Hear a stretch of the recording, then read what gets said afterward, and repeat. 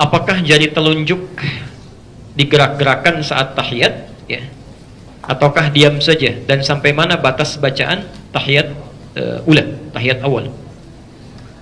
Baik.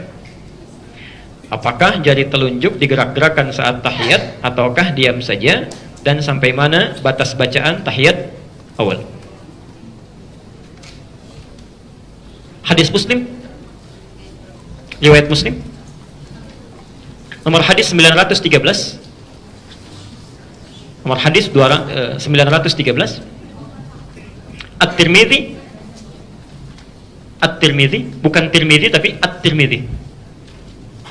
Nomor hadis 296. Nomor hadis 296. Dari Abdullah bin Umar. Ya. Sudah? Pelan-pelan.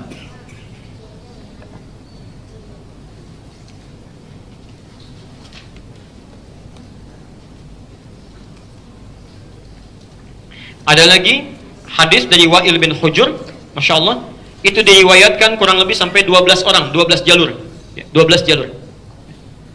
Ada 12 jalur.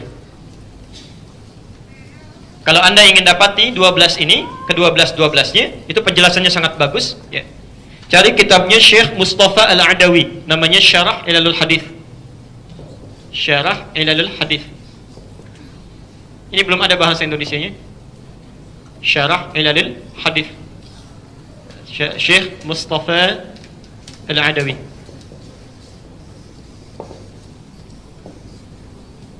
Halaman 178 sampai 180. Nanti akan menyebutkan sekitar 12 hadis diriwayatkan dari Wa'il bin Hujr. Ini intinya yang menggerak-gerakkan tangan itu. Wa'il bin Hujr.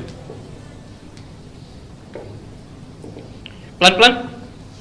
Hadis pertama dari Ibnu Umar, ya, radhiyallahu anhuma, anaknya Umar bin Khattab, semoga Allah meridhai kepada beliau dan orang tuanya. Beliau menyampaikan adalah Nabi SAW ketika memulai salat, ya, beliau menerangkan dengan panjang mulai dari bertakbir, ya, sampai dengan duduk di akhirnya, ya. Saya akan percepat saja sampai duduk di akhir. Kata beliau, "Fawada'a kaffahul yumna ala fakhidhil yumna." Beliau meletakkan telapak tangan yang kanan di paha yang kanannya. Ya. Jadi telapak tangan yang kanan diletakkan di paha yang kanannya. Ya. Ada sebagian riwayat mendekatkan ke arah tempurungnya. Jadi ada yang dekat ke tempurung, ada yang di pahanya. Itu dua-duanya sahih riwayatnya. Ya. Kemudian perhatikan, melipat tangannya yang jempol ibham bertemu dengan yang wusta, yang tengah, gini. Jelas ya? Jadi meletakkan telapak tangan di pahanya, kemudian yang jempol dilingkarkan bertemu dengan yang tengah, yang wusta, gini. Jelas ya? Bukan yang jari kelingking. Ya. Kalau yang ini apa? Manis. Kalau yang asam yang mana? Apa disebut manis ya? Nah, ini kelingking, ini manis, ini tengah, yang ini telunjuk, ini jempol. Jadi jempol bertemu dengan yang tengah sini. Kemudian perhatikan, mengangkat rafa' as-sababah, mengangkat yang telunjuknya, ya, mengangkat begini telunjuknya. Tsumma yad'u biha, ketika diangkat ini beliau berdoa. Beliau berdoa. Ini hadis pertama yang menyampaikan riwayat mengangkat tanpa menggerak-gerakannya. Ya, nggak pakai cuma ngangkat aja, ngangkat, tidak digerak-gerakan. Pelan-pelan. Anda bisa temukan itu di hadis Muslim, nomor hadis 913 tadi, dan At-Tirmidzi nomor hadis 296. Ya. Hadisnya dari Ibnu Umar. Ya. Jadi mengangkat telunjuk tanpa menggerak-gerakannya, cuma diangkat begini, kemudian tanpa digerak-gerakan. Pelan-pelan, saya selesaikan dulu ini ya, supaya nanti tidak bertanya lagi. Menyikapi hadis ini, hadisnya sahih. Ya, hadisnya sahih. Menyikapi hadis ini, ulama kemudian berbeda pendapat dalam prakteknya. Berbeda pendapat dalam prakteknya. Imam Malik, beliau berpandangan karena hadisnya mengatakan mengangkat telunjuknya saat tahiyat, meletakkan tangannya di pahanya, mengangkat kemudian jari yang telunjuknya, melipat jempol dengan jari tengahnya begini, diangkat, yad'u biha, kemudian beliau berdoa. Maka Imam Malik menyimpulkan mengangkat telunjuk saat tahiyat ini dimulai dari awal bacaan tahiyatnya. Ya. Jadi ketika Anda mengatakan at-tahiyatu lillah, ya, atau at-tahiyatul mubarakatus salawatut thayyibat, itu ada. Yang satu dari Abdullah bin Mas'ud, satu dari Abdullah bin Umar. Jadi ketika Anda mengatakan at-tahiyatu lillah, telunjuk diangkat begini. Ya. Jelas sampai sini? Ya, saya belum bicara kapan diturunkan ya, baru diangkat dulu saja. Nah. Kemudian kata Imam Abu Hanifah, karena petunjuk isyarat ini ketika diangkat jadi telunjuk satu jari saja, menunjuk pada kalimat tauhid, dan kebiasaan orang-orang Arab ini, Imam Abu Hanifah ini, beliau dalam penalaran itu sangat cerdas sekali. Sangat cerdas. Beliau punya keunggulan kalau membaca sesuatu itu bukan bersandar hanya pada dalil, tapi menafsirkan dalil pun lewat kaidah-kaidah bahasa, kultur dan logika. Itu Abu Hanifah, ya, Abu Hanifah. Pernah satu kali ada orang, Pak, sombongnya luar biasa. Nantangin orang sekampung. Ya, menantang orang sekampung. Jadi ulama-ulamanya ditantang. Yang bisa, mana ulama di sini yang bisa jawab pertanyaan saya, itu orang hebat. Ya, kata orang ini, sekitar berkumpul ulama dan tidak ada satupun yang bisa jawab. Ya. Dia katakan, bagaimana itu Allah tidak adil dalam kehidupan? Coba, Allah menciptakan kita manusia, diminta untuk ibadah. Kalau kita salah, kita dihukum, itu wajar. Tapi kan yang paling tidak wajar, kita dihukum karena kita dicipta dari tanah, dihukum pakai api, wajar sakit. Tapi kalau setan salah, dia dihukum, dia akan dicipta dari api, disiksa dengan api juga. Ya, jadi dia disiksa dengan bahan penciptaannya, bagaimana bisa merasa sakit? Ya. Jadi kalau manusia dihukum, manusia terbuat dari apa? Tanah. Dari mana taunya? Al-Quran surah 15 ayat ke-28. Ya. Setan dicipta dari apa? Dari mana taunya? Satu ayat sebelumnya, ya. Wal janna khalaqnahu min naris samum, khalaqnahu min qablu min naris samum. Dan jin kami ciptakan sebelumnya, sebelum manusia, dari api yang sangat bergejolak. Ya. Loh, apa hubungan jin dengan setan? Ya, maaf. Setan itu asalnya iblis, ya. Al-Baqarah ayat ke-34. Wa idz qulna lil malaikati isjudu li adama fasajadu illa iblis. Siapa iblis itu? Asalnya jin. Jin, dari mana taunya? Al-Kahfi ayat ke-50. Wa idz qulna lil malaikati isjudu li adama fasajadu illa iblis kana minal jinni, adalah termasuk kalangan jin. Ketika dia menggoda Adam, disebut namanya dari iblis berubah jadi setan. Ya. Dari mana taunya? Al-Baqarah 36. Fa azallahuma syaitanu anha, disebut setan. Karena itu ketika disebutkan setan dalam konteks Quran, ada yang dikaitkan dengan jin. Dikaitkan dengan jin. Nah, kata orang ini, kalau jin sih enak, setan enak. Dicipta dari api, dikembalikan ke api. Sama aja bohong. Pada saat itu nggak ada yang bisa jawab. Tiba-tiba datanglah seorang anak, maju ke depan, menyampaikan, saya bisa menjawabnya. Persis seperti anak itu berdiri itu. Ya. Nah, itu ya. Masya Allah. Baik. Saya bisa menjawabnya. Masya Allah. Penasaran orang ini. Tapi tolong datang kemari. Tolong datang kemari. Ketika datang, itu tanpa bicara apapun langsung ditampar pipinya. Mana orang ini? Ya. Ini malah kontani katanya. Kenapa Anda tampar saya? Kata orang ini, anak kecil ini, loh, apa sakit sampai Anda marah? Jelas sakit katanya. Bagaimana Anda bisa merasakan sakit sementara pipi Anda dari kulit? Ya. Tangan saya pun dari kulit. Masa kulit dengan kulit terasa sakit? Maka diamlah orang itu, dibungkam dengan pernyataan anak kecil ini. Anak kecil inilah yang kemudian akan tumbuh, namanya Nu'man bin Bashir, bergelar Abu Hanifah. Abu Hanifah. Ya. Dan Abu Hanifah ini, mohon maaf Bapak Ibu sekalian, itu Masya Allah memiliki dua orang tua yang sangat soleh. Ya. Nanti di akhir, kalau masih ada waktu saya ceritakan. Di dua orang soleh bertemu, melahirkan seorang anak yang sangat soleh juga. Ya. Nah, kata Imam Abu Hanifah, isyarat telunjuk saat diangkat ini sebagai isyarat penegasan akan keesaan Allah. Karena kebiasaan orang Arab kalau disebutkan Allah, Allah, Allah, itu suka mengangkat tangannya begini. Allah, Allah, Allah, mengangkat tangannya, terutama dalam syahadat. Ya, dalam syahadat. Karena itulah kata Abu Hanifah, ketika telunjuk ini diangkat, itu bukan dari awal pertamanya, tapi ketika mengucapkan asyhadu an la ilaha, diangkat begini. Ya. Dan ketika kalimat illallah sudah selesai, ditutup lagi. Selesai. Karena faidah mengangkat telunjuk ini hanya untuk mengikrarkan bahwa tiada Tuhan selain Allah, lalu ditutup. Ya, pelan-pelan. Imam Ahmad bin Hanbal berpendapat, kata Imam Ahmad, mengangkat telunjuk ini itu dimulai bukan dari at-tahiyat, tapi dari mulai kalimat asyhadu an la ilaha illallah. Saya ulang, bukan dari kalimat pertama begitu selesai kita bangkit dari sujud at-tahiyat tahiyatu lillah. Ini belum diangkat kata Imam Ahmad. Ya. Diangkatnya persis ketika mengucapkan asyhadu an la ilaha illallah, tapi tidak ditutup dulu. Dibiarkan terus sampai akhirnya. Kalau tahiyat yang pertama dibaca sampai dengan fil alamina innaka hamidum majid, kalau tahiyat yang terakhir dibaca tuntas sampai dengan salam. Jadi begitu assalamualaikum baru ditutup. Kata Imam Ahmad. Ya. Apa pandangan beliau? Ini bagus pandangannya, memadukan dalil-dalil yang ada. Kata Imam Ahmad, begitu tangan ini diangkat, kata Imam Ahmad, ya, itu menunjukkan kalimat syahadat, penunjuk itu, tapi di hadis akan disebutkan dan Nabi berdoa dengan itu. Berdoa dengan itu. Jadi ketika diangkat Nabi berdoa. Sedangkan lafaz doa itu dimulai setelah syahadat, bukan sebelum syahadat. Ya. Makanya ketika Anda berdoa, itu kan adabnya membaca salawat pada Nabi, kemudian berdoa kan? Maka orang-orang yang berdoa dalam tahiyatnya, bukankah dimulai setelah membacakan syahadat? Asyhadu an la ilaha illallah wa asyhadu anna Muhammadar Rasulullah. Kemudian setelah itu apa? Allahumma shalli ala Muhammad wa ala ali Muhammad kama shallaita ala wa ala ali fil alamin innaka. Itu kan doa. Itu kan doa. Maka kata Imam Ahmad, ketika Anda mengangkatnya dalam tahiyat, diangkat begini, jangan dulu ditutup kecuali sampai selesai fil alamin innaka hamidum majid, dan di tahiyat terakhir diangkat baru kemudian ditutup kembali saat akan salam. Saat akan salam. Imam Malik mengangkat dari awal tadi yang pertama sampai terakhir. Ya, sampai terakhir. Diangkat begini sampai salam baru kemudian ditutup. Jelas sampai sini? Di sini ada 3 pendapat yang utama, Imam Malik, Imam Abu Hanifah, terakhir Imam Ahmad. Tapi ketiganya belum mengomentari apakah digerakkan atau tidak. Digerakkan atau tidak. Baru kemudian ada hadis yang datang, Masya Allah, sampai 12 matan. 12 matan. 12 redaksi. Disampaikan oleh Syekh Muhammad Mustafa Al-Adawi dalam kitab Syarah Al-Hadis, ya, halaman 178 sampai halaman 180. Semua 12 riwayat ini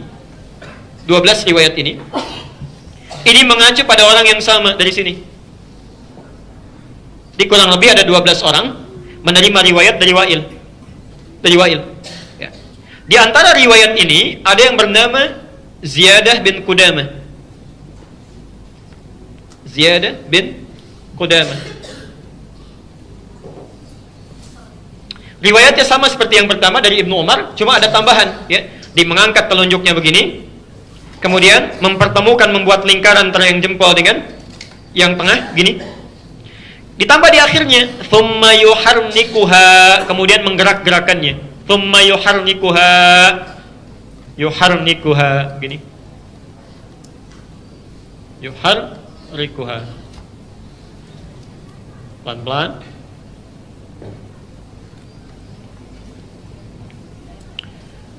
Jadi caranya sama dengan yang pertama, bisa diangkat di awal, diangkat di tengah-tengah, ditutup kembali, ya, atau diangkat tanpa ditutup sama sekali sampai akhir. Tapi yang ini, hadis kedua, itu ketika diangkat sambil menggerak-gerakkan.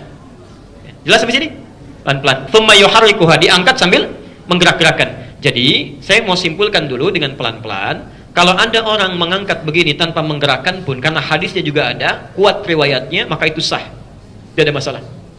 Kalaupun ada yang mengangkat kemudian menggerak-gerakkan, menafsirkan di hadis ini, itu pun sah. Tidak ada masalah. Ini tidak perlu dipertentangkan. Jelas sampai sini? Nah, jadi jangan misalnya usil, ya. Wah, misalnya ada yang angkat gak menggerak-gerakkan. Itu kurang soleh itu, ya kan?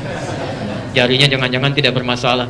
Lu dibalas lagi gak ada kerjaan, itu kena Parkinson barangkali tangannya gini-gini. Itu berbahaya. Tidak boleh sering mencela. Tidak bagus. Saya tidak pernah mengajarkan celaan. Ya, pelajari dalilnya, tandakan landasannya, tanyakan landasannya, baru amalkan. Ya. Tapi kalau Anda tanyakan, mana di antara ini yang paling kuat? Ya. Anda tanyakan pada kami, mana di antara ini yang paling kuat, kita bisa bandingkan. Tapi perbandingan ini jangan sampai mengecilkan yang lainnya. Tas ya? Nah, ulama hadis dalam hal ini memandang mengangkat tanpa menggerakkan itu lebih kuat dibandingkan mengangkat dengan menggerakkan. Ya. Dengan 2 alasan. Bahkan 3 nanti ya. Satu. Hadis tentang menggerakkan diriwayatkan oleh Ziyadah bin Qudamah dari Wa'il bin Hujur, ya. Dari 12 hadis itu cuma 1 orang yang menyebutkan menggerakkan tangannya. Sementara 11 orang lain yang meriwayatkan hadis yang sama itu mengatakan tidak ada tambahan di hadis itu menggunakan kata yuharrikuha. Tidak ada tambahan menggerak-gerakkan. Ada 12 orang, meriwayatkan dari orang yang sama, 11 orang mengatakan nggak ada tambahan menggerak-gerakan. Yang satu mengatakan digerak-gerakan. Ya. Jadi kalau 11 berbanding dengan 1, kira-kira yang lebih kuat yang mana? Maka dari itu kata para ulama, jika ada satu riwayat bertentangan dengan banyak yang thiqah, maka yang ini ditinggalkan. Ditinggalkan itu maksudnya dianggap lemah dibanding dengan yang ini. Ya. Di antaranya ada Sufyan Ats-Tsauri yang 11 itu. Ya. Ada Sufyan Ibnu Uyainah, ya. Ada Zuhair, ada Salam bin Sulaim, ya, macam-macam. Jadi ada sekitar, ada Bishr bin Al-Mufaddal, ada 15 orang, ada 11 orang, maaf, ya. Dan semuanya ahli hadis. Semuanya ahli hadis. Ini dari segi sanad. Sanad. Tapi kalau Anda berbicara hadisnya sahih atau tidak, hadisnya sahih, ya, sahih. Cuma bertentangan dengan 11 yang sahih lagi dari satu jalur yang sama. Nanti kita tafsirkan di akhir. Yang kedua, kalimat yuharrikuha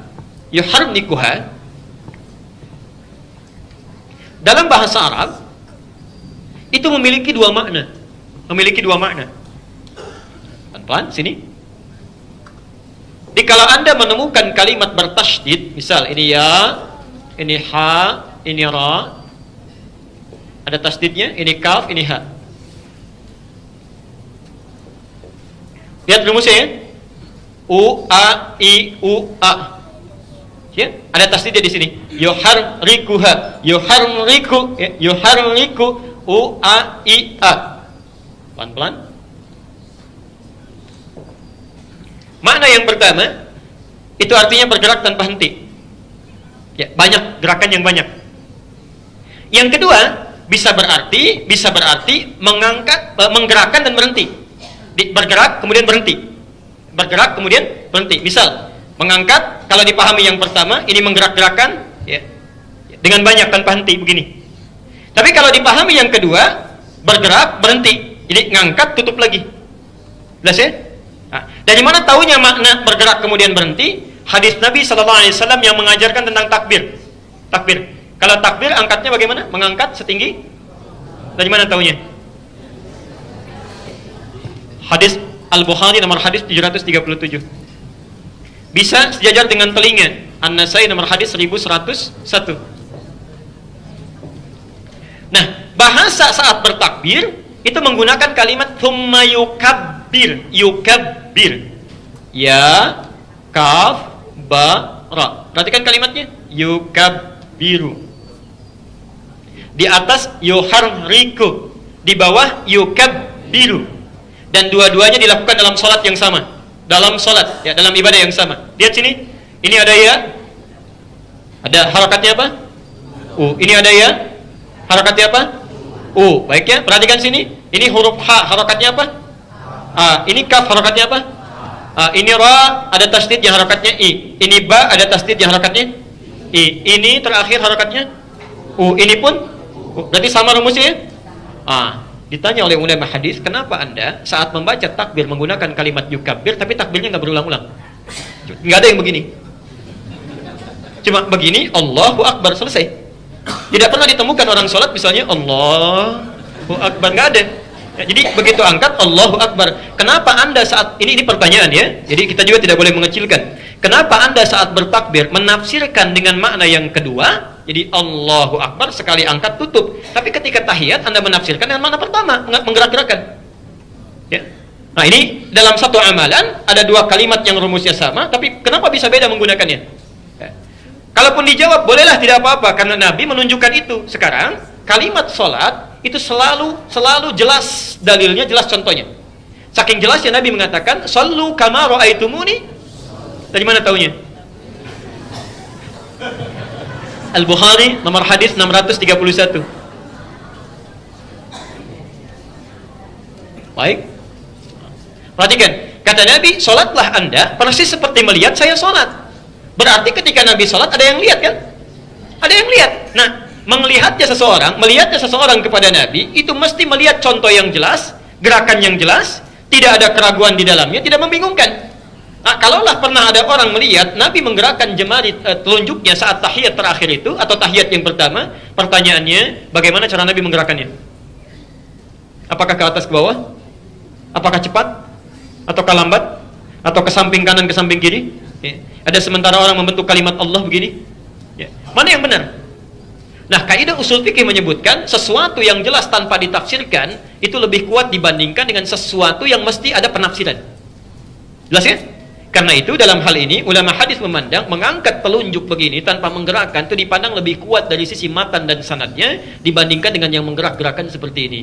Nah, Syekh Mustafa Al-Adawi menyimpulkan barangkali yang dimaksud dengan hadis Ziyad ini bukan menggerak-gerakan tapi mengangkat menutup lagi seperti penafsiran Abu Hanifah tadi. Ya. Tapi yang paling indah kesimpulan terakhirnya itu semua kata beliau hanya pandangan dan penafsiran. Ya, tidak harus pendapat yang kita yakini sampai harus mengecilkan dan merendahkan pendapat orang lain yang memilih hal yang berbeda dengan kita. Ya, sepanjang ada dalilnya. Ya. Jelas sampai sini ya? Baik. Tapi mohon sebesar-besarnya jangan mencari alasan-alasan untuk membenarkan pendapat yang kita ambil pada hal yang tidak ada tuntunannya. Saya pernah dengar, Ustadz, menggerak-gerakkan begini itu untuk musir setan katanya, supaya setannya nggak datang begini. Itu nggak ada hubungannya, ya. Tidak ada hubungannya. Baik. Ya, jangan bercanda dengan agama ya. Sekalian. Baik. Jazakallah khair. Alhamdulillah.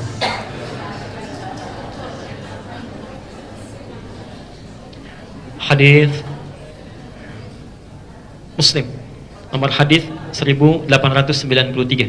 Man dalla ala khairin falahu ajruhu mithla ajri fa'ilihi min ghairi an yanqusa min ajrihi syai'. Siapa yang memfasilitasi satu kebaikan, melakukan kebaikan bahkan cuma nunjukkan saja, itu dapat pahala orang yang mengerjakannya tanpa dikurangi sedikit pun. Masya Allah, ya, Masya Allah. Jadi kalau tadi ada yang menghapus kemudian saya menulis setiap hurufnya, dapat itu yang menghapus itu ya, walaupun cuma menghapus.